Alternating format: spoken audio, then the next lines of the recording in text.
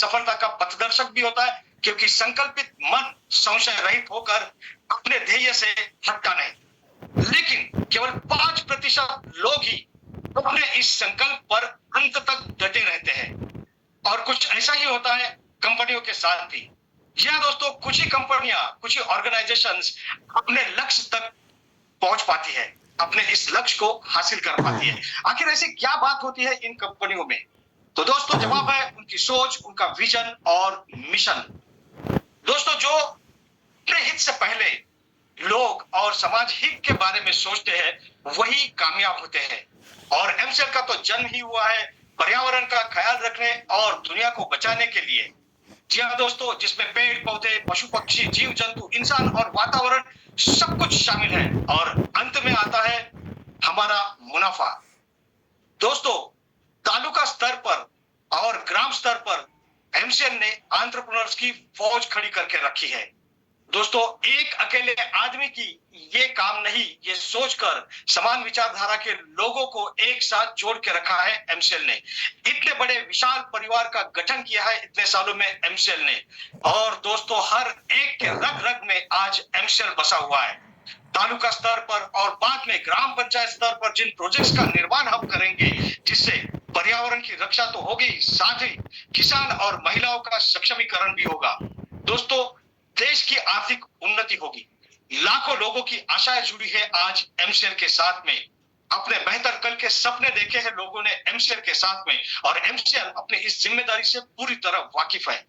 इसीलिए 2024 के लिए एमसीएल ने एक त्रिसूत्री कार्यक्रम का आयोजन किया है। सबसे पहले इस पूरी व्यवस्था में लगने वाली फंडिंग की व्यवस्था करना, उसके बाद स्मूथ एग्जीक्यूशन के लिए एक्सपर्ट्स की टीम का गठन करना, और सबसे अंत में और बहुत जरूरी, रिसर्च एंड डेवलपमेंट टीम के सहयोग से इनोवेटिव प्रोडक्ट्स का निर्माण करना। दोस्तों, ये सब कुछ हासिल करने के लिए आप सभी का एक्टिव पार्टिसिपेशन भी उतना ही जरूरी है।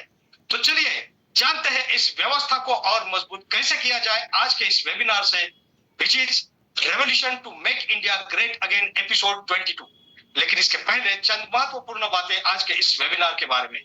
दोस्तों, यह वेबिनार एक टेलीविजन प्रसारण की तरह है, जिसमें आप सभी मुझे देख और सुन सकते हैं, लेकिन मैं आपको देख नहीं सकता।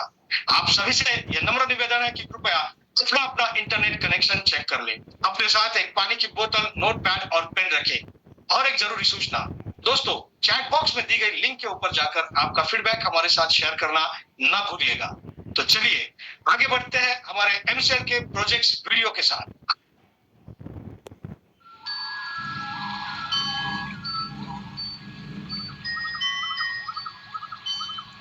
सृष्टि के निर्माण से लेकर अब तक हम इंसान विकास की एक उल्लेखनीय यात्रा कर रहे हैं। हम हमेशा नई चीजों को खोज कर, बदलती परिस्थितियों में खुद को ढाल कर दुनिया में औद्योगिक क्रांति लेकर आए। अब हमारी मौलिक जरूरतें सिर्फ खाना, कपड़े और छत नहीं रही, उसमें ईंधन भी जुड़ चुका है।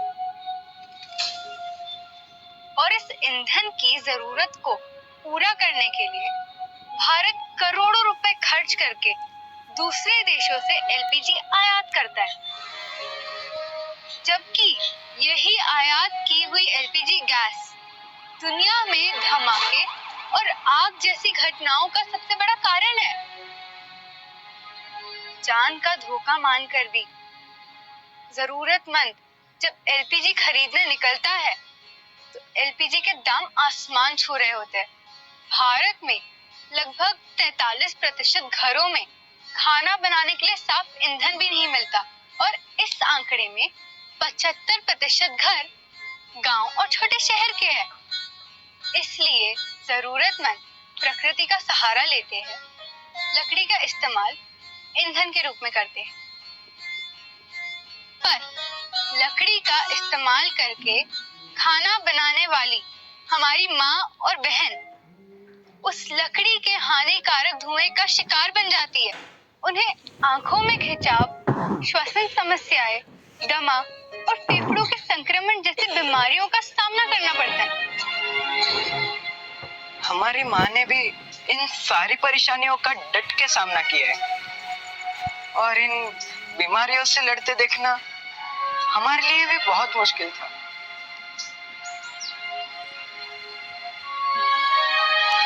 और ये धुआं सिर्फ उनके नहीं बल्कि छोटे बच्चों और नवजात शिशुओं के स्वास्थ्य पर भी गंभीर परिणाम होता है। आईपीसीसी की रिपोर्ट्स के अनुसार पिछले दशक में पेड़ों को काटने से लगभग 40% ग्लोबल वार्मिंग का कारण रही है।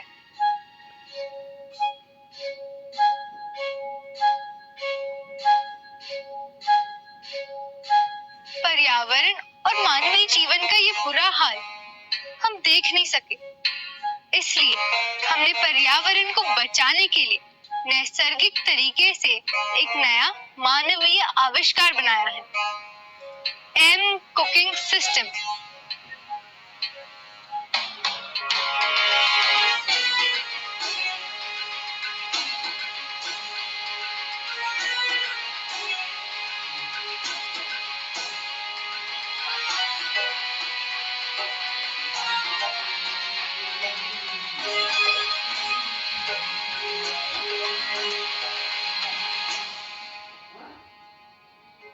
एमसीएल का एम कुकिंग सिस्टम दुनिया का सबसे सुरक्षित और भरोसेमंद ईंधन है।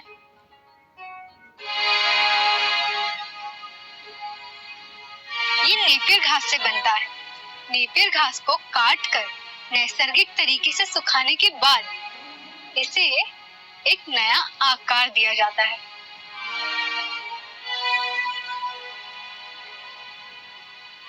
अब ये एम कुकिंग सिस्टम एलपीजी का स्थान लेने के लिए पूरी तरह सक्षम है। ये एलपीजी से सस्ता है। इसे इस्तेमाल करना बहुत आसान है। इसके इस्तेमाल से बहुत कम धुआं उत्पन्न होता है, जिससे घर के महिलाओं का स्वास्थ्य हमेशा अच्छा रहता है। इसमें सल्फर वायु नहीं होती, इसलिए इसके इस्तेमाल से पर्यावरण को कोई हानि नहीं पहुंचती। इसकी खेती से गांव के किसानों को पैसे और युवाओं को रोजगार के नए अवसर मिलते हैं। एमसीएल के इस्तेमाल से हमारा भारत देश ईंधन के क्षेत्र में आत्मनिर्भर बन सकता है।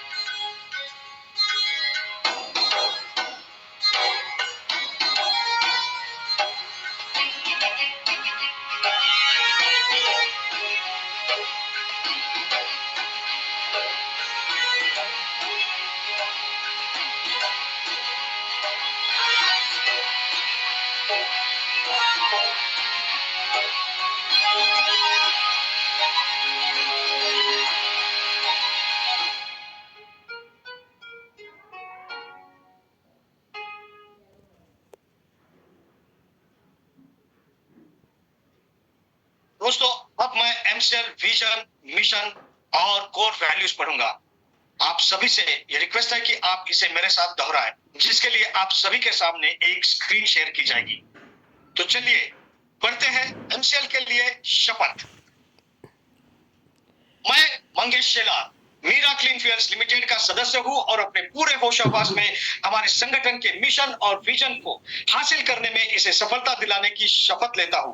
मैं एमसीएल के प्रत्येक सदस्य के साथ अपने परिवार के सदस्य की तरह व्यवहार करूंगा और एमसीएल में कभी भी किसी भी सदस्य के साथ उसकी जाति, धर्म, नस्ल, लिंग, संप्रदाय, बोली, शैली, मत और सामाजिक, आर्थिक तथा सांस्कृतिक अक्षमता के आधार पर भेदभाव नहीं करूंगा। मैं संगठन के मिशन को हासिल करने के लिए कड़ी मेहनत करूंगा और अपने संगठन को समृद्ध बनाऊंगा। मैं वादा करता हूं कि संगठन की संस्कृति की रक्षा करने के लिए सभी कर्तव्यों एवं जिम्मेदारियों को पूरी अखंडता, योग्यता और समर्पण के साथ पूरा करूंगा। मैं हमेशा एमसीएल के प्रमुख मूल्यों, नीति संहिता और आचार संहिता का पालन करूंगा और उसके खिलाफ किसी भी तरह की गलत आचरण के लिए हर कार्रवाई के लिए तैयार रहूंगा। मैं न्यायोचित आदेशों का पूरी ईमानदारी के साथ पालन करने और किसी भी काम में किसी भी तरह की चुनौती का सामना करने के लिए तैयार रहने का वादा करता हूं। एमसीएल विजन 2030 तक भारत को ईंधन के क्षेत्र में आत्मनिर्भर बनाना। लक्ष्य एमसीएल एक ऐसी मूल्य श्रृंखला विकसित करने के लिए प्रतिबद्ध है जो ऊर्जा, पर्यावरण और आम लोगों को सशक्त बनाने के लिए समर्पित है। बुनियादी मूल्य, नवाचार। कुछ नया करना है तो पुराने तौर तरीकों से काम करना बंद करें। पर्यावरणवाद। अगर पर्यावरणवाद के हित में सोचना कोई सिद्धांत है तो इससे बेहतर सिद्धांत दूसरा नहीं हो सकता। देशभक्ति यह केवल भावना की बात नहीं बल्कि अपने देशवासियों की सेवा करने की योग्यता की बात है। नैतिक आचार संहिता, निष्ठा, हम अपने व्यवसाय में निष्पक्ष, ईमानदार, पारदर्शी रहेंगे और हम केवल सही काम करेंगे भले ही कोई भी आसपास ना हो। जिम्मेदारी, हमें जो काम सौंपा गया है उसके लिए हम 100% उत्तरदायी होंगे। साथ ही हम अपने ग्राहक, कर्मचारी, सदस्य, पूर्तिकार और समुदाय सहित सभी हितधारकों के प्रति उत्तरदायी होंगे। अनुराग, हम हर कार्य को मन लगाकर पूरे ध्यान के साथ करेंगे ताकि हमारे उत्पादन, हमारे नवीनीकरण, हमारे परिचालन और व्यवसाय के काम में सबसे ऊंचा मानदंड और गुणवत्ता का पालन हो सके। आदर, अपने सभी हितधारकों के प्रति हम हमेशा विनम्र और भरोसेमंद बने रहेंगे ताकि अपने हर चरण में अपनी प्रगति कर सके। मानवता, हम अपने व्यवहार से यह दिखलाएंगे कि हमारा एक ही धर्म है, मानवता की सेवा। आचार संहिता, हमारे एमसेल के मिशन को हासिल करने के लिए एमसेल से जुड़े हर व्यक्ति को आजीवन इस आचार संहिता का पालन और प्रचार करना चाहिए। गोपनीयता अनुरक्षण, एमसेल आपको बहुमूल्य जानकारी सिखाती है और बांटती है। उस गोपनीय जानकारियों को अपने परिवार के सदस्यों और करीबी दोस्तों सहित किसी भी व्यक्ति को नहीं बताना चाहिए। आपको जो डिजाइन, ड्राइंग और दस्तावेज बताए और दिए गए हैं उन्हें किसी भी व्यक्ति के साथ बांटने के लिए ईमेल ना करें और ना ही इसकी फोटोकॉपी तैयार करें। जितनी जल्दी हो सके घमंड करना छोड़ दे। हमेशा शांत, विनम्र और सभ्य बने रहे। आलोचना, बुराई और परिवाद करना बंद कर दे। एमसेल समुदाय में किसी भी व्यक्ति के बारे में बुरी बात न करे। एमसेल के हितधारकों के बीच हर तरह के आर्थिक व्यवहार को लेकर हमेशा पारदर्शी बने रहे। याद रखें कि हमेशा धनराशि आपके द्वारा किए गए कष्ट की प्रतिफल होगी।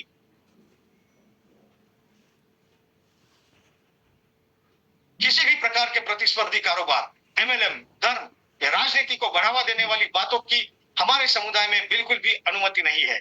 समयनिष्ठा सफलता की कुंजी है। एमसेल समुदाय द्वारा बुलाई गई हर बैठक के लिए सभी को समय पर उपस्थित रहना चाहिए। ज्येष्ठ और वरिष्ठ जनों के लिए आज्ञाकारी रहे। समुदाय के साथी सदस्यों, कनिष्ठों और महिलाओं की सुरक्षा करें। आपके साथ हर व्यक्ति को सुरक्षित महसूस होना चाहिए। वास्तविक और निष्ठावान प्रशंसा करें। हमेशा अपने आसपास के लोगों को उनके सकारात्मक गुणों की अन्वेषणा के माध्यम से प्रेरित करें और उन गुणों के बारे में सार्वजनिक रूप से प्रचार करें। समुदाय के साथी सदस्यों पर नजर रखें। यदि आपको कोई सदस्य नियमों का उल्लंघन करता हुआ नजर आता है तो कृपया इसे लिखित रूप से प्रशासन की जानकारी में लाने से न हिचकिचाएं। उल्लंघन करने वालों को सख्ती से दंडित, निलंबित, निष्कासित किया जाएगा। तो चलिए दोस्तों, अब हम आगे बढ़ते हैं हमारे आज के थॉट ऑफ द डे यानी कि आज के हमारे सुविचार के साथ। और आज का हमारा सुविचार है, मन खराब हो तो भी खराब शब्द ना बोले, क्योंकि बाद में मन अच्छा हो सकता है लेकिन शब्द नहीं। जी हाँ दोस्तों, इंसान को हमेशा अपनी भावनाओं पर संयम रखना चाहिए, क्योंकि कभी कभी हम इंसान अपनी भावनाओं में बहकर दूसरों से गलत व्यवहार कर बैठते हैं और जिसके दुष्परिणाम हमें आगे जाकर भुगतने पड़ सकते हैं। दोस्तों, जो इंसान अपने भावनाओं पर काबू रख पाता है वही अच्छा लीडर भी कहलाता है और वही अच्छे लीडर की एक निशानी भी होती है। हम भाग्यशाली है जो ऐसे इंसान के साथ में काम कर रहे हैं जिन्होंने अपनी भावनाओं से बढ़कर अपने लक्ष्य और अपने लोगों को महत्व दिया। तो चलिए आमंत्रित करते हैं उस इंसान को जिनकी कार्य प्रवृत्ति से प्रभावित होकर लोगों ने उन्हें सराहा, अपना माना और अपने दिल में जगह दी।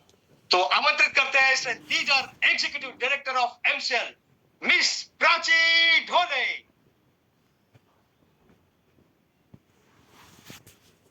Thank you Mangesh sir.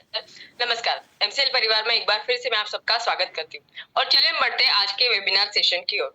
तो आज की जो कहानी है वो कहानी ऐसे इंसान की है जिनको मैन इन द मिलियन ऐसे बोला जाता है, यानी लाखों लोगों में एक इंसान हो ऐसे वो इंसान है। अपार्ट फ्रॉम दैट वो एक ऐसे इंसान की कि भले ही वो स्कूल ड्रॉप आउट हो, जिन्होंने स्कूल भी कंप्लीट न किया हो, लेकिन इन्होंने ऑटोमोबाइल जो एरिया है वहां पे, मरीन लाइफ जो एरिया है, मरीन इंजीनियरिंग, ऑटोमोबाइल इंजीनियरिंग, इस एरिया में ऐसा काम किया है कि शायद कोई रिसर्चर भी वो काम न कर पाए। तो आज की जो कहानी है वो है man in a million, Ali Manik फन की। अली मलिक फन, ये अगर इंसान के बारे में हम सोचते हैं तो इनका जो जन्म है वो जन्म हुआ है लक्षद्वीप जो बेट है वहां पे। जन्म होने के बाद में जैसे ही उन्होंने आंखें खोली, अपने चारों ओर पूरा समुंदर देखा और उनका जो रुचि है वो नेचर में तब से ही पैदा हुआ। लेकिन उनके घर वाले ने उनको स्कूलिंग के लिए केरला भेजा। केरला में वो कुछ ही स्टैंडर्ड तक स्कूल में पढ़े, लेकिन उनका मन वहां लग ही नहीं रहा था। उनको ऐसे लग रहा था कि शायद मैं किसी और चीज के लिए पैदा हूं और मैं ये काम नहीं कर सकता। वो स्कूल छोड़ के अपने जो घर पे है वहां पे रिटर्न आ गए। वहां पे आ जाने के बाद में उन्होंने जो कुछ काम मिला वो करना स्टार्ट कर दिया। जैसे कि वहां पे लाइट हाउस था, तो लाइट हाउस में उन्होंने एक एज अ ऑफिस बॉय करके, ऑपरेटर बॉय करके जो काम मिला वो उन्होंने शुरू किया। धीरे धीरे करके CMRI यानी central of marine research institute, वहां पे उनको एज अ असिस्टेंट करके काम मिला। जैसे वहां पे उन्होंने काम करना शुरू किया और वहां पे जो रिसर्चर थे, जो साइंटिस्ट थे, इन्होंने इस बच्चे का काम करने का तरीका देखा। उन्होंने देखा कि इनकी रुचि किस तरह और ये क्या रिसर्च कर सकते हैं। उन्होंने भी उनको इतना ही सहारा और उनको नई नई अपॉर्चुनिटी देते रहे irrespective of his educational background. तब जाके उन्होंने मरीन लाइफ में से ऐसी कई स्पीसीज ढूंढी कि जो अभी तक पूरे दुनिया को पता नहीं थी। जिसमें से एक जो मछली थी जो बहुत ही रेयर स्पीसीज थी, वो भी उन्होंने ढूंढ के निकाली, जिसके बाद में वो मछली को इनका ही नाम दिया गया। अपार्ट फ्रॉम दैट, ये तो हुआ मरीन इंजीनियरिंग, लेकिन उसके बाद में उनके लाइफ में एक ऐसा इंसिडेंट आया जो जिसने उनकी पूरी लाइफ चेंज कर दी। वो ये थी कि टीम सेवेरिन करके एक एक्सप्लोरर है, सी एक्सप्लोरर, जो कि बहुत ही वर्ल्ड ओन फेमस ऐसे एक्सप्लोरर है, जिनको जो सिंदबाद वॉयेज है, जो कि हिस्टोरिकल वॉयेज है, उनको फिर से वो सी का वॉयेज कंप्लीट करना था। लेकिन उनको उसको वही बोट में करना था जिस बोट में वो मेंशन है, यानी एक ऐसा बोट जो बोट 100% नेचुरल मटेरियल से बना हुआ है और जिसमें एक ढीला यानी एक जो नेल यूज करते हैं वो नेल भी नहीं, यानी 1% भी मेटल यूज नहीं हुआ है। पूरी दुनिया में उन्होंने सबको पूछा कि मुझे ये बोट कौन तैयार करके देखेगा, लेकिन कोई भी उसके लिए रेडी नहीं हुआ। तब जाके जो डॉक्टर जॉनसन थे, जो इनके सीनियर थे, जो वहां पे काम कर रहे थे, उन्होंने इनका नाम सजेस्ट किया। ये अपने कुछ कारागिर लेके ओमन गए और ओमन में उन्होंने वो बोट तैयार करके दी, जो कि 9000 किलोमीटर जर्नी जिस बोट ने तय की ओमन से लेके चाइना तक, और वो जो टीम सेवेरिन थे उनका जो सिंदबाद वॉयेज था उन्होंने वो कंप्लीट किया। और अपने बुक में भी इस व्यक्ति का नाम उन्होंने मेंशन किया कि इन्होंने उनको वो बोट तैयार करके दी, जो कि अभी भी ओमन के जो म्यूजियम है वहां पे रखी गई है, जिसका नाम है सोवर। Apart from that, automobile engineering. आज तक पूरे दुनिया में मोस्टली हम बाइसिकल देखते हैं, मोपेड देखते हैं, वो बैक एंड जो व्हील है यानी जो रियर व्हील है उसके बेस पे डिपेंड है। इन्होंने फर्स्ट टाइम ऐसा बाइसिकल बनाया जो कि फ्रंट व्हील है उसके ऊपर बेस्ड है, और ये दुनिया में पहले इंसान है जिन्होंने इसका पेटेंट भी अपने नाम पे किया। और ये बाइसिकल लेके ये केरला से दिल्ली तक उन्होंने जो सफर है वो भी तय किया। और अभी भी ये बोलते हैं कि ये जो बाइसिकल उन्होंने बनाया है जो कि बैटरी बेस्ड है, वो सबसे सस्ता और सबसे बेटर है हमारे पेट्रोल डीजल व्हीकल से। आज वो रिटायर हो चुके हैं, 83 इयर्स ओल्ड के हैं। इनके सभी काम के लिए उन्होंने, भारत सरकार ने उनको पद्मश्री से नवाजा भी है। लेकिन ये आज 100% सस्टेनेबल लाइफ जीते हैं। यानी आज वो उन्होंने एक बंजर जमीन ली, वहां पे उन्होंने खेती स्टार्ट किया और वो पूरे बंजर जमीन को उन्होंने हरा भरा किया। वो खुद के बनाए हुए मकान में रहते हैं, इलेक्ट्रिसिटी भी खुद विंड मिल से तैयार करते हैं। और इस तरह वो ये सोचते हैं कि अगर इंसान सोचता है कि उसे आगे बढ़ना है तो उसको नेचर के साथ में ही आगे बढ़ना पड़ेगा। हम इंसान और नेचर एक साथ ही आगे बढ़ सकते हैं। तो यही सोच है एमसीएल की। एमसीएल की जो सोच है कि हम अगर हमें आगे बढ़ना है तो वो सस्टेनेबल डेवलपमेंट होना ही चाहिए, और इसी के लिए एमसीएल का फाउंडेशन रखा गया। चलिए बुलाते हैं अभी ऐसे इंसान को जो हमारे ये सभी सोच के फाउंडेशन है, बेस है, नींव है, स्ट्रेंथ है, हमारे एमसीएल के MD and CEO doctor Shyam गोलब्स। Thank you.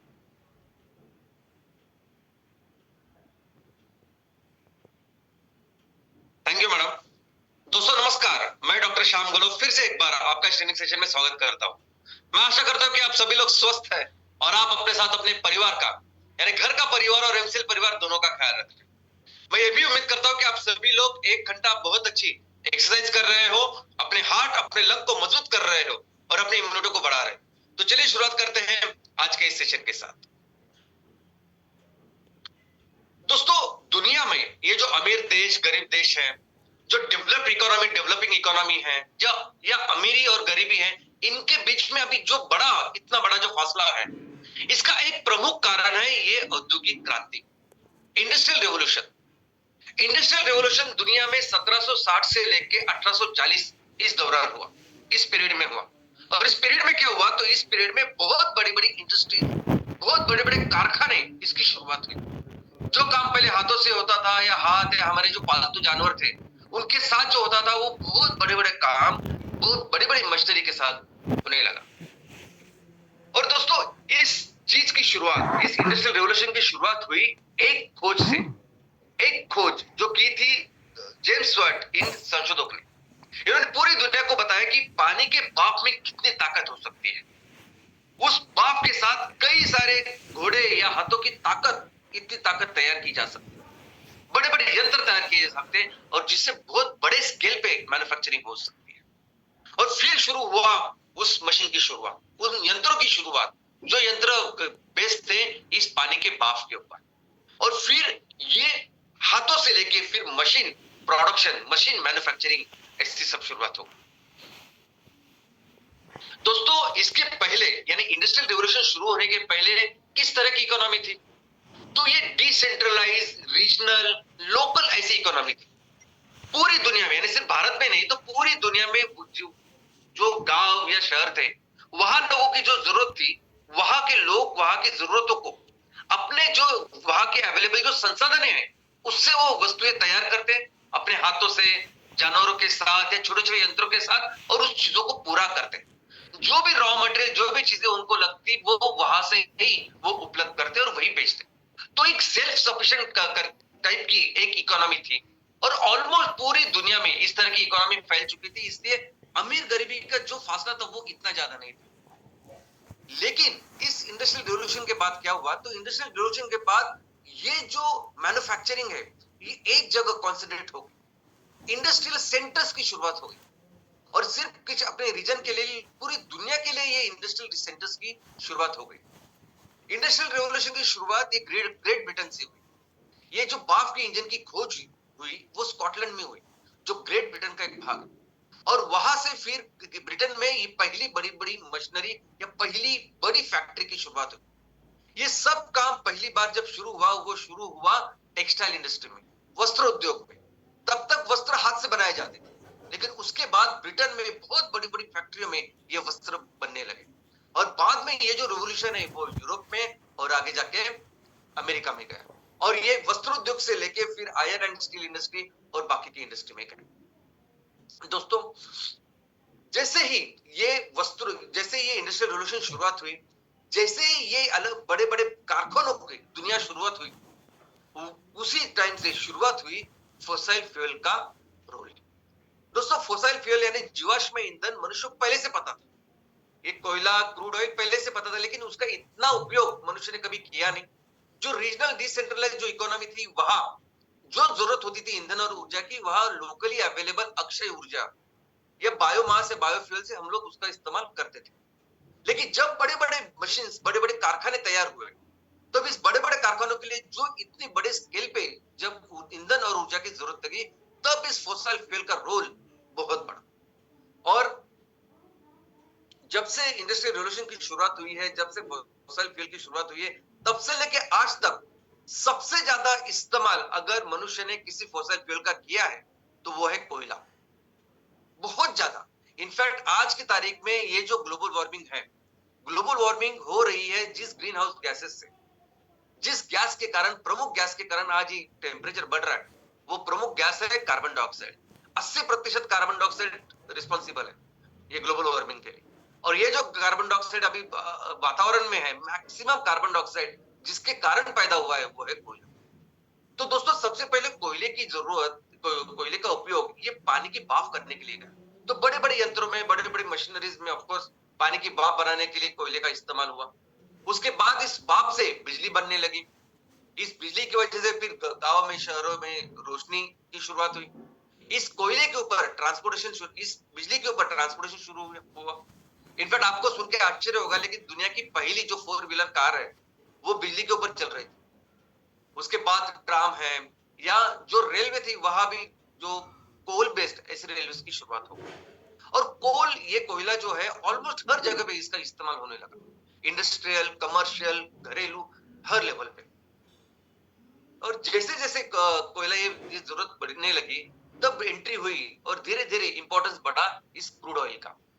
क्रूड ऑयल की एंट्री जब हुई जब हमने इंटरनल कंबशन इंजन इसकी शुरुआत की। इंटरनल कंबशन इंजन एक ऐसी टेक्नोलॉजी थी कि जिसमें ये गाड़ियां फिर लिक्विड फ्यूल पे चलने लगी, यानी पेट्रोल डीजल पे चलने लगी। लेकिन बाद में बहुत इंपॉर्टेंट रोल इस क्रूड ऑयल का ट्रांसपोर्टेशन में रहा, यानी जेट फ्यूल, हवाई जहाज से लेके कई सारी जगह में ईंधन के तौर पर इसका इस्तेमाल होने लगा। लेकिन जैसे हमने क्रूड ऑयल का विघटन किया, अलग अलग उसके अलग अलग प्रोडक्ट्स निकाले, फिर हमें पता चला कि इससे कई सारे एप्लीकेशन, कई सारी चीजें बन सकती है, कई सारी चीजें हो सकती है। और ऐसे करके करके करके क्रूड ऑयल का जो इस्तेमाल है वो बहुत ज्यादा बढ़ने लगा, और आज उसका बहुत अहम रोल हमारी पूरी इकोनॉमी में है दोस्तों। लेकिन इसके पहले, इस क्रूड ऑयल के पहले जो कुछ इकोनॉमी थी, जिसे हम सस्टेनेबल इकोनॉमी कहते हैं, जो एक्चुअली सस्टेनेबल इकोनॉमी थी, उसका बेस था एग्रीकल्चर। जो भी मनुष्य की जरूरत होती थी, यानी वो ईंधन, ऊर्जा से लेके, खाने से लेके, कोई भी इंडस्ट्री उस टाइम में जो चलती थी, उसका जो बेस था वो एग्रीकल्चर था। उसके लिए जो रॉ मटेरियल लगता था वो एग्रीकल्चर से आता था। और ये जो एग्रीकल्चर बेस्ड इकोनॉमी थी, ये कार्बन न्यूट्रल थी, यानी पूरी दुनिया में जहां जहां सिविलाइजेशन थे, जहां जहां लोग बसे हुए थे और काम कर रहे थे, वहां की इकोनॉमी, अर्थव्यवस्था थी, वो पूरी तरह से नेचुरल, पूरी तरह से सस्टेनेबल और कार्बन न्यूट्रल थी, क्योंकि वो 100% एग्रीकल्चर बेस्ड थी। इनफैक्ट यही कारण है कि आज के तारीख में दुनिया में सबसे बड़ा जो संकट है इस क्लाइमेट चेंज का, यानी पूरी दुनिया आज खतरे के कगार पे है। इस क्लाइमेट चेंज को रोकने के लिए, इस संकट से जूझने के लिए जब पूरी दुनिया इकट्ठी होती है, जब यूनाइटेड नेशन कंटिन्यूअसली इसके ऊपर काम कर रही है, जब हर साल पूरे दुनिया के सभी जो मेन संस्था, जो राष्ट्राध्यक्ष है, वो आते हैं सीओपी में, कॉन्फ्रेंस ऑफ पार्टीज में, और बात करते हैं इस क्लाइमेट चेंज की, तो उनका एक ही लक्ष्य होता है। उनका लक्ष्य क्या है कि ये जो प्री इंडस्ट्रियल एरिया, यानी ये औद्योगिक क्रांति की जब शुरुआत हुई, उसके पहले का जो टाइम था, वो पहले का जो टेम्परेचर, उसको आइडियल बेस लेवल पर पकड़ते हैं, और उसके बाद जो अभी हम टेम्परेचर बढ़ा रहे हैं, तो उसकी जो लिमिट है वो 1.5 डिग्री सेल्सियस ऐसे उन्होंने सीमित करके रखी है। तो सीओपी में जो भी एग्रीमेंट अभी तक साइन हुए हैं, क्योटो प्रोटोकॉल हो, पेरिस एग्रीमेंट हो, हर चीज में जो बेस है, जो टारगेट है, जो लक्ष्य है, वो यही है कि प्री इंडस्ट्रियल एरिया में जैसी इकोनॉमी थी, जिस तरह का माहौल था, जिस तरह का टेम्परेचर था, बस उसी को प्राप्त करना। और ये सभी चीज, यानी ये सभी सस्टेनेबल चीजें की जो शुरुआत है वो बेसिकली एग्रीकल्चर से होती है। हर तरह का जो रॉ मटेरियल है वो एग्रीकल्चर से हम लोग ले सकते हैं। इसके एग्रीकल्चर के बेस पे वो सेक्टर, वो चीजें, वो जरूरतें पूरी की जा सकती है। लेकिन दोस्तों, आज सबसे बड़ा प्रॉब्लम क्या है? यानी प्रॉब्लम ये नहीं कि हमने टेक्नोलॉजी की शुरुआत की, टेक्नोलॉजी, बड़े बड़े यंत्र बनाए, वो प्रॉब्लम नहीं।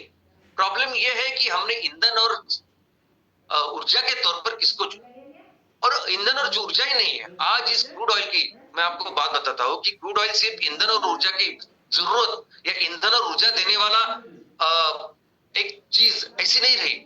आज की तारीख में कितनी सारी इंडस्ट्रीज, मैं तो समझता हूँ कि ऑलमोस्ट हर इंडस्ट्री डायरेक्टली, इनडायरेक्टली आज डिपेंडेंट है इस क्रूड ऑयल के ऊपर, और वो सबसे बड़ा प्रॉब्लम है।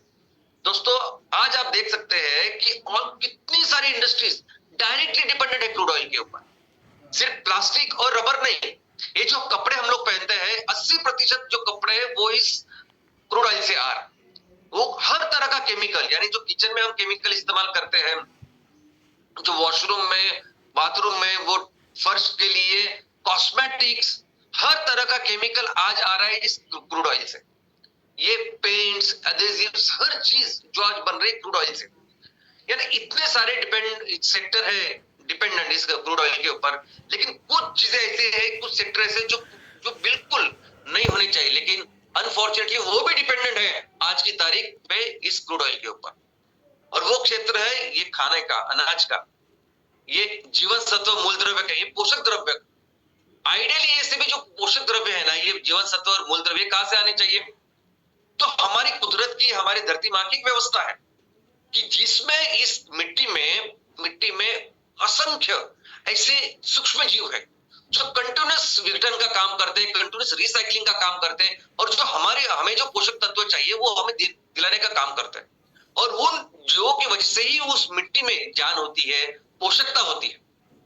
और हम क्या कर रहे हैं, ये काम को ये जो पोषक तत्व इस फसल के वक्त जो देने होते हैं, या जो खाद देनी होती है, फर्टिलाइजर देना होता है, वो हम इस केमिकल से, इस पेट्रोलियम ऑयल से तैयार करके जमीन में दे रहे हैं। और इसकी वजह से वो जो जान है, वो जो पोषकता जिससे बनती है मिट्टी की, उसको पूरी तरह से खत्म कर रहा है।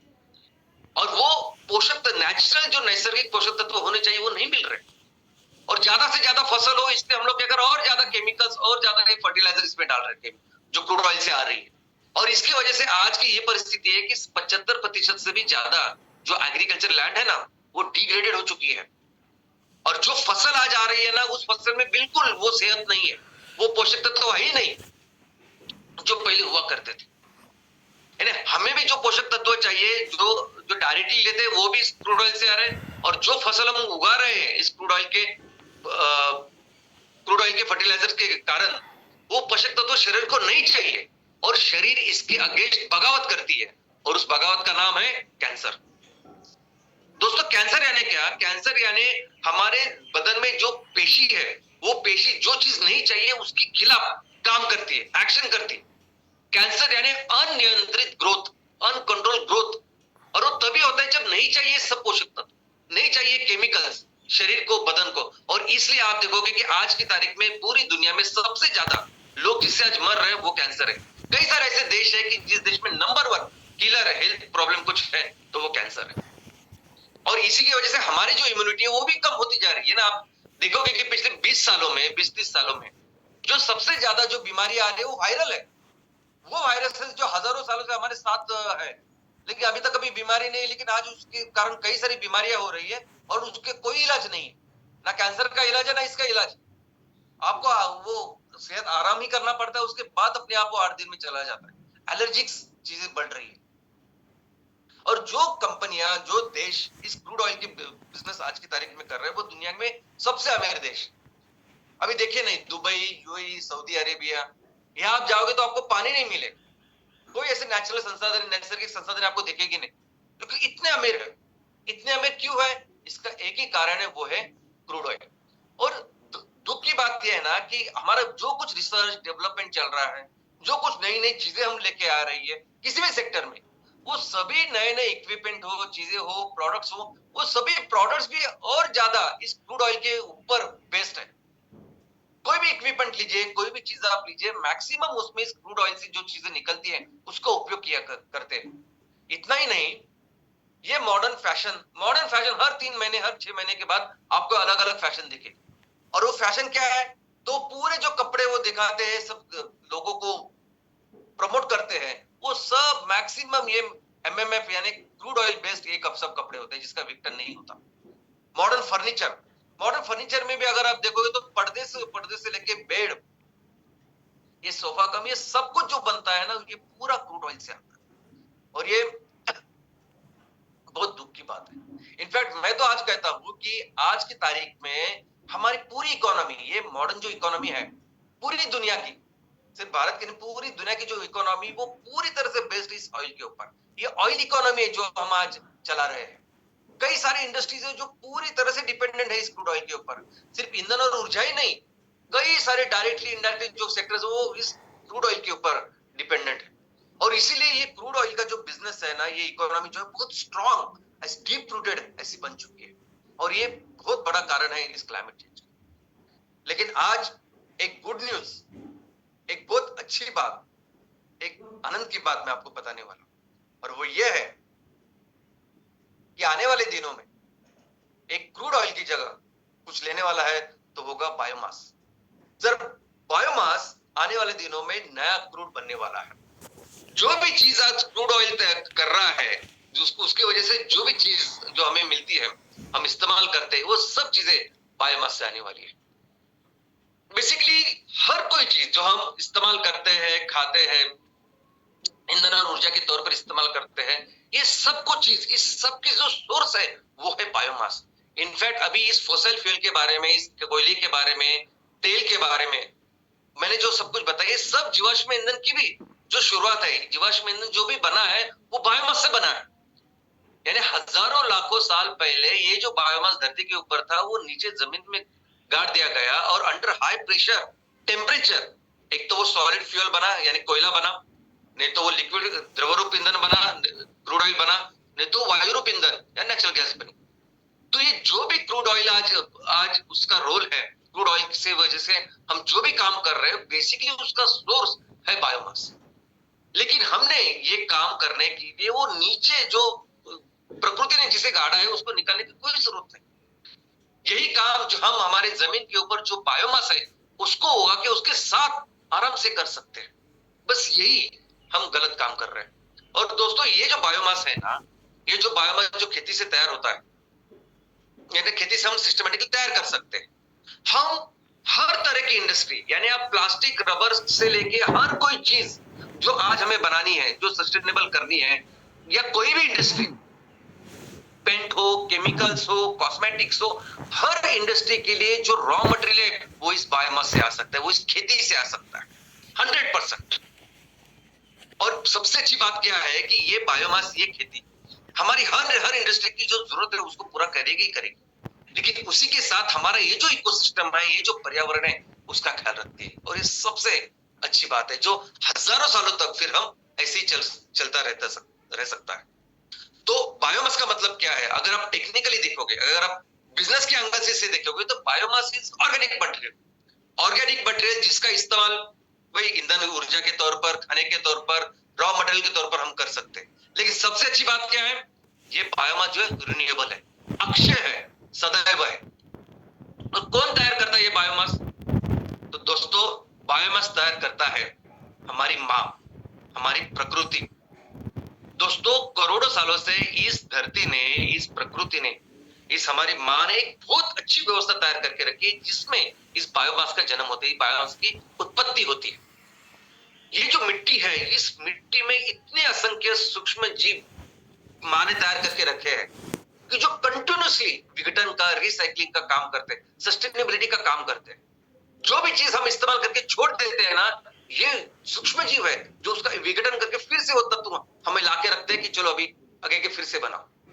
ये हवा, ये वातावरण जिसमें कार्बन डाइऑक्साइड, ऑक्सीजन है, ये सूरज की रोशनी, पानी, ये सब कुछ ऐसी व्यवस्था माने तैयार करके कि इस व्यवस्था में इस बायोमास का जन्म होता है।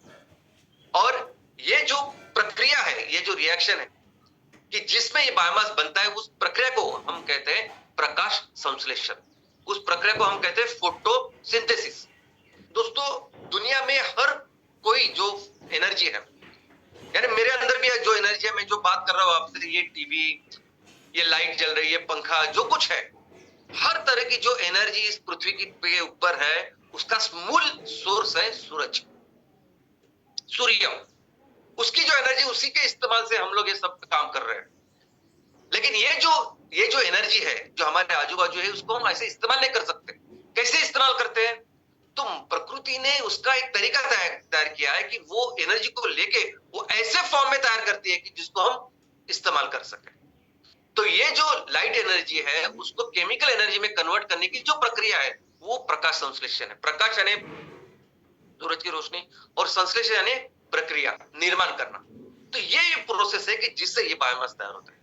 और इसके लिए क्या लगता है? इसके लिए लगता है ऑफकोर्स ऊर्जा यानी सनलाइट, उसके लिए लगता है कार्बन का सोर्स, कार्बन डाइऑक्साइड, और हाइड्रोजन का सोर्स वो है पानी।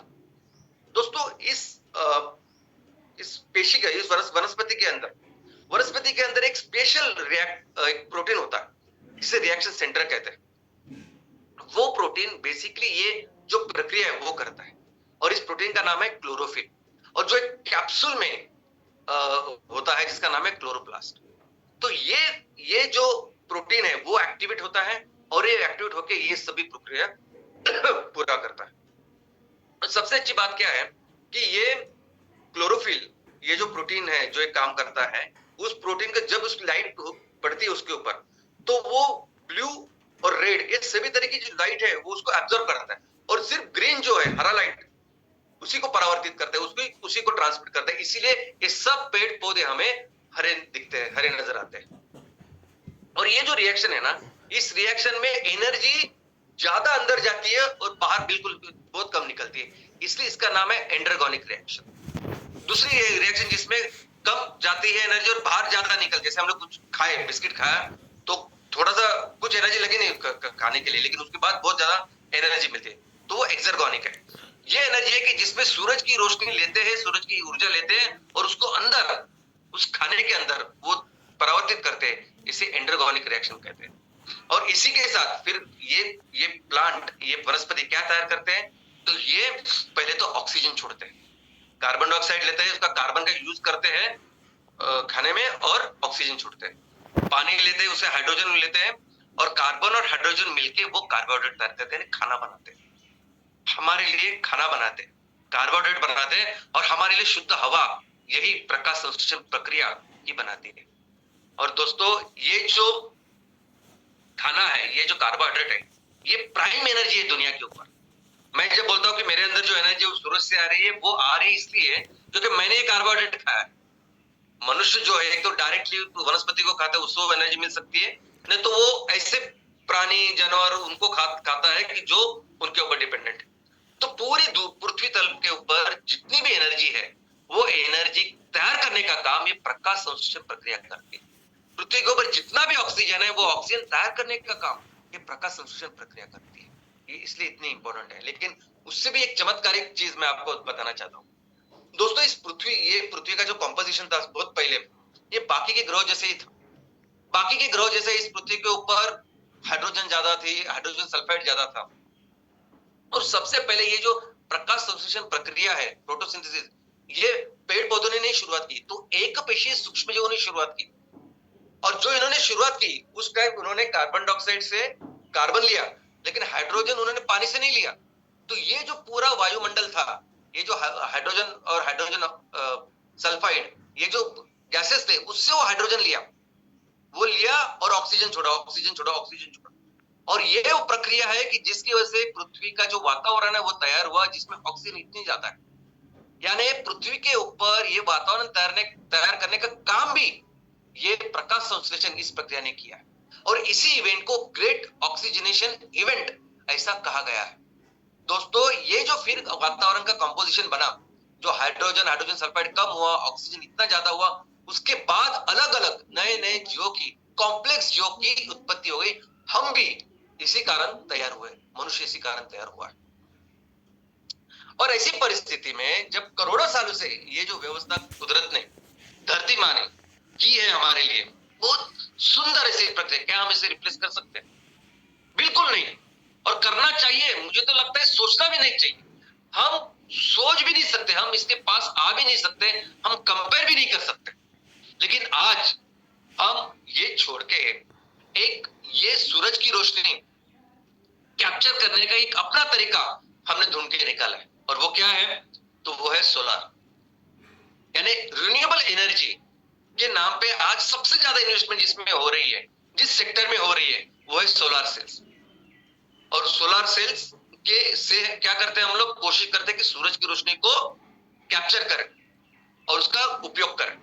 और उसके लिए क्या कर रहे हैं? तो ये जो मटेरियल हम लोग बना रहे हैं, उससे वो सरफेस गर्म होता है। वैसे भी आमतौर पर कोई भी चीज जो बहुत जल्दी तपती है, उसके कॉम्पोजिशन की वजह से आप धूप में रखेंगे तो गर्म होगी, और गर्म होगी तो उसका इमीडिएटली उस गर्मी का इस्तेमाल करना चाहिए। यहाँ क्या होता है कि वो इलेक्ट्रॉन्स एक्टिवेट होते हैं, वो मूवमेंट करते हैं, जिसकी वजह से बिजली तैयार होती है। और वो बिजली एक तो इमीडिएटली आप वो जो बिजली है, एनर्जी है, उसका इमीडिएटली आप उपयोग करो, लेकिन वो इमीडिएटली उपयोग बहुत जगह पे नहीं जमता। तो इसलिए क्या करते हैं? तो इसको स्टोर करते हैं बैटरी। तो सबसे इंपॉर्टेंट चीज जो लगती है, जो रिन्यूएबल में आज की तारीख में, यानी सोलर सेल से लेके वो पैनल से लेके ज्यादा इंपॉर्टेंट जो है वो बैटरी। क्योंकि आप गर्म करोगे, आप वो बिजली तैयार करोगे, लेकिन अगर स्टोर नहीं करोगे तो उसका कुछ फायदा नहीं। और इसीलिए आप देखोगे तो पूरी दुनिया में जितने भी लोग आज इसके ऊपर काम कर रहे हैं, सब लोग कोशिश कर रहे हैं कि वो क्रिटिकल एलिमेंट, यानी वो मूलद्रव्य जिससे बैटरी बनती है, बस उसके ऊपर कंट्रोल करें। इनफैक्ट बैटरी मैन्युफैक्चरिंग ये पूरी रिन्यूएबल इंडस्ट्री में सबसे अहम, सबसे इंपॉर्टेंट ऐसी चीज बन चुकी है। आप ये इलेक्ट्रिक व्हीकल्स भी अगर देखोगे तो क्या है, हमें ये पूरी बैटरी से बने हुए व्हीकल्स है ना, जैसे बच्चों के खिलौने के हमारे व्हीकल्स होते हैं, छोटे छोटे जो गाड़ियां होती हैं और इसके ऊपर बैटरी होती है, बस वैसे ही आप चार्ज करो और गाड़ी चलाओ। अभी ये चार्ज करने वाली जो बिजली कहाँ से आ रही है, ये बिजली कोयले से आ रही है, ये बिजली सोलर से आ रही है, ये अलग बात है, इसके आगे कार हो, लेकिन वो कार हो, बसेस हो, सिर्फ बनती है सिर्फ और सिर्फ इस बैटरी की वजह से। और इसलिए पूरी दुनिया का ये मानना है कि अभी तो ये क्रिटिकल एलिमेंट जो है ना, ये मूलद्रव्य, ये लिथियम, ये कोबाल्ट, जिससे वो बैटरी बनती है, ये सबसे ज्यादा इंपॉर्टेंट है, ये नया क्रूड है, ऐसे भी दुनिया का मानना है, ऐसे भी इंडस्ट्री का मानना है। दोस्तों, इनफैक्ट हाइड्रोजन फ्यूल सेल की भी अगर हम बात करें तो हाइड्रोजन एक ईंधन है, हाइड्रोजन गैस फॉर्म में, लिक्विड फॉर्म में वो एक ईंधन है, लेकिन उसका इस्तेमाल करने के लिए जो चीज लगती है ना, वो अगेन बैटरी जैसे ही है, जिसे हाइड्रोजन फ्यूल सेल कहते हैं। और उसको बनाने के लिए भी वो क्रिटिकल एलिमेंट लगते हैं, जिसके लिए बहुत बड़े स्केल पे आज की तारीख में इतनी बड़ी माइनिंग और खुदाई हो रही है। इनफैक्ट पूरी दुनिया आज है पीछे इस लिथियम की। जो भी लोग रिन्यूएबल में काम करना चाहते हैं, बिजनेस करना चाहते हैं, उनका एक ही फोकस है लिथियम माइनिंग, कहां से लिथियम मिलेगा। और जो चीज जो माइनिंग से अगर हम लोग मिलते हैं तो कभी वो सस्टेनेबल नहीं हो सकता। क्या आप सोचते हैं कि आगे ये चीज आगे के 100 साल या सैकड़ों साल चलेगी? अभी हजारों साल से ये दुनिया करोड़ों साल से चलती आ रही। अगर हम सिविलाइजेशन की बात करें तो सिविलाइजेशन 10,000 साल पहले चालू हुआ, तो 10,000 साल से हम कर रहे हैं ना काम, इकोनॉमी वगैरह सब कुछ। लेकिन ऐसी चीज जो माइनिंग करेंगे वो कैसे सस्टेनेबल हो सकती है? आज लिथियम माइनिंग हर जगह हो रही है, ऑस्ट्रेलिया में सबसे ज्यादा हो रही है, लेकिन कोबाल्ट की माइनिंग की आज की परिस्थिति अगर आप देखोगे, आप बोलेगे मुझे नहीं चाहिए इलेक्ट्रिक व्हीकल, कुछ नहीं चाहिए। आज ऐसी बहुत ही भयानक परिस्थिति कोबाल्ट माइनिंग की है।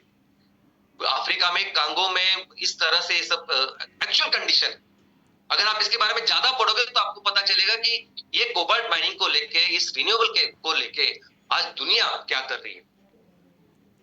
तो जो भी हम, यानी मनुष्य जो सोचता है कि रिसर्च डेवलपमेंट कर रहा है, टेक्नोलॉजी डेवलप कर रहा है, क्या कर रहे हैं हम, कौन सी दिशा में जा रहे हैं, ये सोचना पड़ेगा ना। जिस हम एक तरफ देख रहे हैं कि सूरज की रोशनी चाहिए, सब कुछ चाहिए, उसको कैप्चर करना चाहिए, और कौन सी दिशा में हम जा रहे हैं। इनफैक्ट अभी जो कोयले के बारे में, कोयले की खदानों के बारे में हम बात करते हैं, हम कहते हैं कि कोयले की वजह से, उस खदानों की वजह से कितने बड़े बड़े जंगल आज नष्ट हो रहे हैं। अभी सेम चीज हो रही है लिथियम के कंडीशन में। आज लिथियम जहां मिलता है लोग बस खुदाना चालू करते हैं। आज देखिए पुर्तगाल में, ये आप जो देख रहे हैं चित्र, ये पुर्तगाल का है, और वहां इतने घने जंगल अभी वो शायद तोड़ जाने, नष्ट होने वाले, बिकॉज वहां लिथियम माइनिंग की शुरुआत होने वाली। यही नहीं, अगर हमारे देश की भी बात करें तो हमारे देश में जम्मू एंड कश्मीर में अभी लिथियम का रिजर्व मिला है। तो हो सकता है कि आने वाले दिनों में जम्मू एंड कश्मीर में भी ये सब माइनिंग चालू हो, और हमारे वहां इतना सुंदर जो इकोसिस्टम है, न जाने उसके ऊपर क्या असर होगा। इसी के अलावा इसके साथ और एक चीज है, वो ये है कि जब मनुष्य, जब इंसान, जब ये इकोनॉमी इस फॉसिल फ्यूल को लेके क्लीन फ्यूल के ऊपर जाना चाहती है, ट्रांजिशन करना चाहती है, यानी एक स्वच्छ ईंधन के ऊपर जाना चाहती है, तब ये जस्ट होना चाहिए। यानी ये जब ट्रांजिशन आप कर रहे हैं, तब आपने कंपलसरी लोगों का ख्याल रखना चाहिए, लोगों का ख्याल, उनकी नौकरी का ख्याल, उनके रोजगारों का ख्याल, पर्यावरण का ख्याल रखना चाहिए। और इसे ही कहते हैं जस्ट ट्रांजिशन।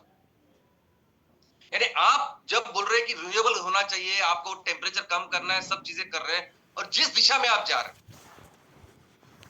उस दिशा में जाते जाते आपने ये देखना चाहिए कि लोगों के ऊपर क्या असर हो रहा है, सोसाइटी के ऊपर क्या असर हो, क्या होने वाला है आने वाले दिनों में।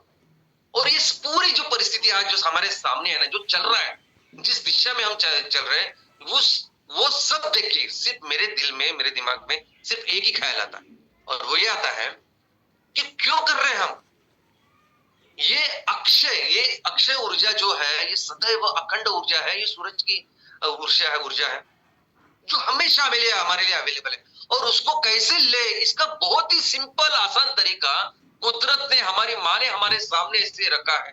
तो क्यों ये छोड़ के हम बाकी को कुछ कर रहे हैं? कोई जरूरत नहीं ये सब चीजें करने की। इतना आसान तरीका इस माँ ने हमारे लिए तैयार करके रखा है। हमें मनुष्य को कभी नहीं भूलना चाहिए कि ये जो कुदरत है, ये जो धरती माँ है ना, ये पिछले 4.5 करोड़ सालों से है इधर, और आज भी इस धरती के ऊपर करोड़ों जीव है। अनुमानित है कि 40 से 50 करोड़ की स्पीसीज है, उसमें से एक स्पीसीज है हम मनुष्य। और हर एक स्पीसीज, चाहे वो जमीन पे हो, पानी में हो, कहीं भी हो, उसकी हर जरूरत का ख्याल रखती है प्रकृति। और आज नहीं, कई सालों से, करोड़ों साल से चलती आ रही है। और इसलिए हमारा क्या काम है कि हमें सिर्फ ये जो व्यवस्था माँ ने तैयार करके रखी है, ये जो प्रकृति के नियम, बस उसको समझना और उसी राह पर चलना, यही तो काम करना है हमें। लेकिन हम समझते ही नहीं। अभी जो भी जरूरत हमें लगती है ना, जो भी जरूरत, वो पूरी जरूरत पूरी कर सकती है माँ, ये प्रकृति। कोई कुछ उसके खिलाफ करने की जरूरत ही नहीं। इनफैक्ट अगर मैं सिर्फ ईंधन और ऊर्जा की बात करूं, ईंधन और ऊर्जा, और हम ये पूरा जो कुछ खुदाई विदाई सब कुछ कर रहे हैं, जो भी विनाश कर रहे हैं हम लोग, ये सब उस बैटरी सब चीजों के लिए कर रहे हैं, उस सोलर की एनर्जी, सूरज की एनर्जी कैप्चर करने के लिए कर रहे हैं, सब कुछ कर रहे हैं। लेकिन क्या आपको पता है कि आज की तारीख में ये प्रकृति, ये पूरा जो सिस्टम है, कितनी एनर्जी हमारे लिए कैप्चर कर रहा है? कितनी सूरज की रोशनी, एनर्जी हर साल कैप्चर हो रही है? 8 गुना। पूरे दुनिया में जितने भी देश है, जितने भी लोग रहते हैं, जितनी अलग अलग हमारी जरूरत है, जितनी भी एनर्जी हमें लगती है ना, उससे 8 गुना माँ प्रकृति हर साल कर रही है, उसको कैप्चर कर रही है। हमें तो सिर्फ वो काम करना चाहिए ना। और अगर हम लोग स्पेशल एफर्ट करें, इसको समझे, इस तरीकों को समझे, इस प्रिंसिपल को समझे, तो जो भी हमारी जरूरत है, और जिधर भी है दुनिया के किसी भी कोने में, हम कर सकते हैं।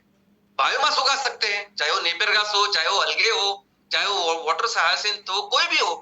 और उससे जो भी आपको एनर्जी, जो भी हमें एनर्जी चाहिए, ट्रांसपोर्टेशन से लेके कुकिंग, इंडस्ट्रियल, कमर्शियल, हर तरह की एनर्जी, ईंधन ऊर्जा, और हर तरह का कारोबार उस पर चल सकता है, ऐसी चीज है। और दोस्तों, ऐसी कंडीशन में ये जो नेपियर घास है ना, ये नेपियर घास तो हमारे देश के लिए, हमारे किसानों के लिए एक वरदान है। ये नेपियर घास आने वाले दिनों में, ये बायोमास आने वाले दिनों में बहुत ही महत्वपूर्ण होने वाला है। और इस बायोमास की वजह से बहुत अच्छा इनकम हमारे किसानों को होने वाला है। दुनिया में सबसे ज्यादा बायोमास तैयार करने वाला देश हमारा देश बनने वाला है। और जहां तक ये बैटरी की बात है ना, बैटरी की, तो हमें जरा भी, मुझे लगता है कि कॉमन सेंस नहीं है कि करोड़ों साल पहले, लाखों साल पहले जिसमें ऊर्जा बैठी है, जिसमें ऊर्जा है ऑलरेडी, उसका इस्तेमाल आज हम कर रहे हैं। ये क्रूड ऑयल हम आज इस्तेमाल कर रहे हैं, ये कोयला जो आज हम इस्तेमाल कर रहे हैं, उसमें जो एनर्जी भरी हुई है कुदरत ने, वो हजारों साल पहले की है। तो सबसे अच्छी बैटरी अगर कुछ है तो ये बायोमास है।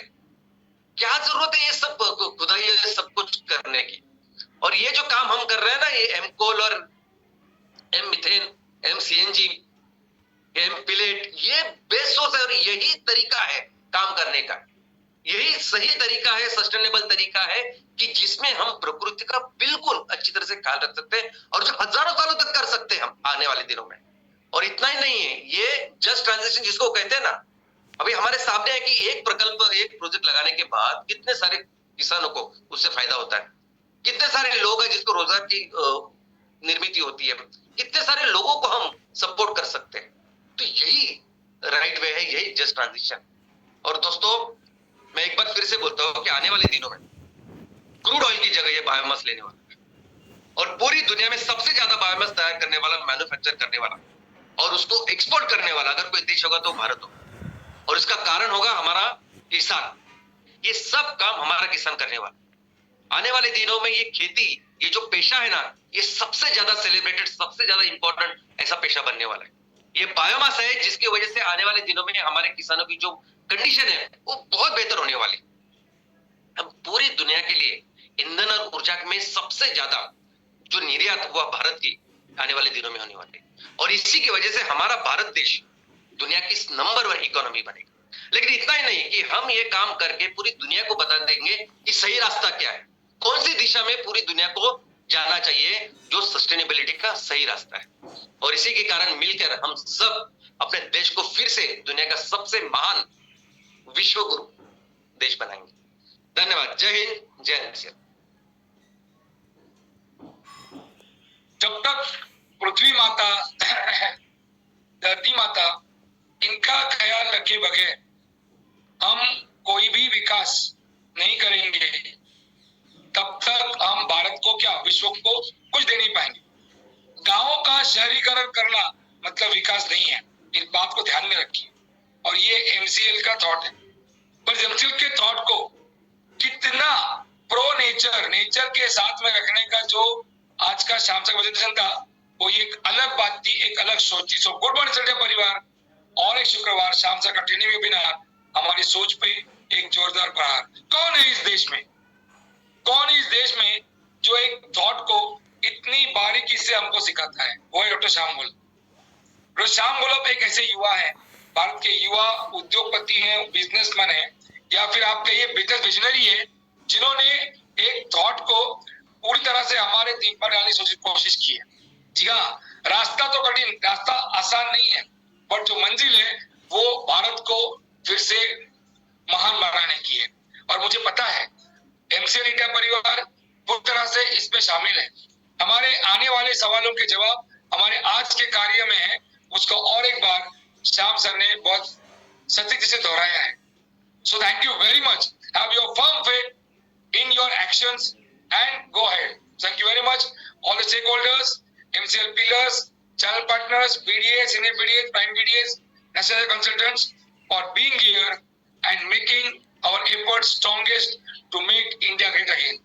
Jai Hind, Jai MCL.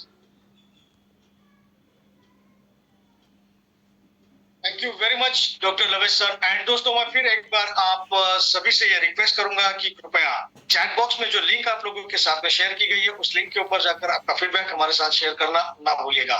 तो चलिए, शुक्रिया अदा करते हैं प्राची मैडम का, जिन्होंने आज हमें ऐसे इंसान की कहानी बताई शायद जिसका एजुकेशन उतना बड़ा नहीं है, लेकिन उसने फिर एक बार सस्टेनेबल जीवन कैसे जिया जाए इसके बारे में हमें बहुत अच्छी शिक्षा दी है। Thank you very much Prachi madam. और साथ ही साथ शुक्रिया अदा करते हैं डॉक्टर श्याम गोलब सर का, जिन्होंने ये कहा कि आज जो प्रकृति ने हमें दिया है उसी का इस्तेमाल करके फिर एक बार किस तरह से हम सस्टेनेबल जीवन तो जी सकते ही, लेकिन साथ ही साथ हमारी जो स्ट्रेंथ है, जो एग्रीकल्चर, हमारी खेती, इसका उपयोग करके हम फिर एक बार दुनिया को बचा भी सकते हैं और इस देश को एक बार फिर महान बना सकते हैं। Thank you very much doctor Shyam sir. आपके ये जो थॉट्स है और आपका जो ये कार्य है, ये सही में सराहनीय है।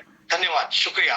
दोस्तों, साथ ही साथ मैं शुक्रिया अदा करना चाहूंगा हमारे सारे नेशनल सस्टेनेबल कंसल्टेंट्स, हमारे सारे एमएसएस, हमारे सारे बीडीएस, सीनियर बीडीएस, हमारे सारे एमवीपीज, और साथ ही साथ सभी स्टेक होल्डर्स, हमारे सभी परिवार के सदस्य जो हमारे साथ में जुड़े हुए हैं। दोस्तों, सूरज उगने वाला है। आने वाले दिनों में हम उस जो इकोनॉमी की बात कर रहे हैं, उस इकोनॉमी का अब बहुत ही जल्द सवेरा होने वाला है। दोस्तों, इसी प्रकार से हमारे साथ जुड़े रहिएगा, क्योंकि यस, आने वाले दिनों में जो क्रांति होने वाली है उसका सबसे महत्वपूर्ण हिस्सा आप होने वाले हो, और हम दुनिया को फिर एक बार सस्टेनेबिलिटी की राह पर ले जाएंगे। तो इसी के साथ मैं आप सभी का शुक्रिया अदा करते हुए आप सभी से ये फिर एक बार आह्वान करूंगा कि आप अपना और अपने संपूर्ण परिवार का ख्याल रखिएगा, और फिर मिलेंगे अगले शुक्रवार इसी